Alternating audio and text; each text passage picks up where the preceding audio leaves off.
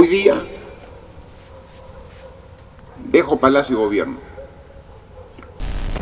Martín Vizcarra nació en Lima en 1963, sin embargo creció en Moquegua y en 2008 lideró una protesta durante 10 días contra la minera Southern, en demanda de una mejor distribución de los fondos sociales. Aquel suceso lo sacó del anonimato y 3 años después incursionó en política, siendo elegido gobernador de la región hasta el 2014. 2 años más tarde, Pedro Pablo Kuczynski lo invitó a ser candidato a la primera vicepresidencia para atraer el voto del sur peruano. Tras una reñida contienda con Keiko Fujimori, PPK ganó las elecciones y se convirtió en presidente del Perú. Sin embargo, luego de 20 meses, tuvo que renunciar al cargo tras una serie de acusaciones de sobornos y corrupción. Pienso que lo mejor para el país es que yo renuncie a la presidencia de la República. Por tal motivo, el 23 de marzo del 2018, Martín Vizcarra asume la presidencia y en una de sus primeras declaraciones afirmó que su gobierno será muy firme en el combate contra la corrupción. Primero, pondremos nuestro mayor esfuerzo en la lucha contra la corrupción. Seremos muy firmes en el combate contra todas aquellas acciones que estén reñidas con la ley.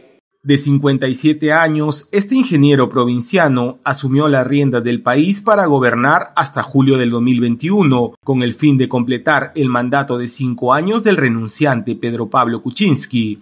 El 14 de junio, la luna de miel entre Vizcarra y la oposición del Congreso, controlado por el fujimorismo, termina abruptamente luego de que se aprobara la denominada Ley Mordaza, que prohíbe al gobierno contratar publicidad en los medios. La norma fue derogada poco después por el Tribunal Constitucional. Casi simultáneamente, Vizcarra tiene duros roces con el Congreso por su intento de depurar el Poder Judicial, tras revelarse un escándalo de venta de sentencias y tráfico de influencias. Luego de unos meses, en medio de los rumores sobre un intento del Congreso de destituir a Vizcarra, este reacciona enérgicamente y amenaza al Parlamento con disolverlo si no aprueba sus reformas contra la corrupción. Invoco la aplicación de su artículo 133. Planteamos la cuestión de confianza al Congreso de la República para aprobar las 4 reformas constitucionales presentadas al Congreso.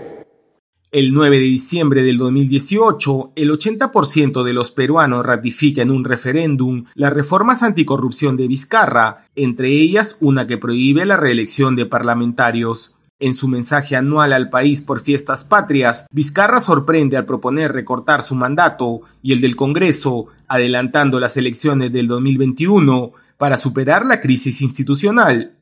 Presento al Congreso una reforma constitucional de adelanto de elecciones generales que implica el recorte del mandato congresal al 28 de julio del 2020. El proyecto fue rechazado por el Parlamento, sin embargo la iniciativa marcó un quiebre con la vicepresidenta Mercedes Arauz. El 30 de septiembre del 2019, Vizcarra disuelve el Congreso cuando la oposición intentaba copar el Tribunal Constitucional, designando a nuevos magistrados. He decidido disolver constitucionalmente el Congreso y llamar a elecciones de congresistas de la República. Minutos después, una mayoría del disuelto Congreso suspende temporalmente a Vizcarra por incapacidad moral y juramentó como presidenta interina del Perú a la vicepresidenta Arauz. Ella renuncia al día siguiente. 3 meses y medio después, el Tribunal Constitucional da la razón a Vizcarra al dictaminar que el cierre del Congreso se había ajustado a lo estipulado en la Carta Magna. En enero del 2020, los peruanos eligen un nuevo Congreso en comicios extraordinarios convocados por Vizcarra tras la disolución. El fujimorismo pierde la hegemonía y queda como fuerza minoritaria en medio de los líos judiciales de su líder Keiko Fujimori por el caso Odebrecht. Casi 2 meses después, entra en vigor una cuarentena nacional por la pandemia del COVID-19, que se prolonga por más de 100 días y conduce al país a la recesión económica. Pese al confinamiento, Perú se encuentra entre los países más afectados del mundo por coronavirus.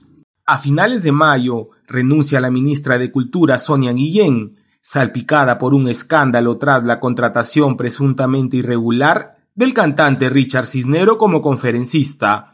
La Fiscalía y el Parlamento abren sendas investigaciones. En septiembre, el legislador opositor Edgar Alarcón divulgó unos audios en los que se escucha a Vizcarra instar a 2 colaboradoras a mentir en las investigaciones de los cuestionados contratos con el cantante. La tenacidad que predicaba lo ayudó a librarse del primer proceso de destitución. Sin embargo, su imagen quedó mellada y su poder debilitado. Sobrevivió para hacer frente a los problemas que marcan la agenda del Perú: pandemia, recesión económica, un brote de difteria y las elecciones de abril del 2021, en las que no puede ser candidato.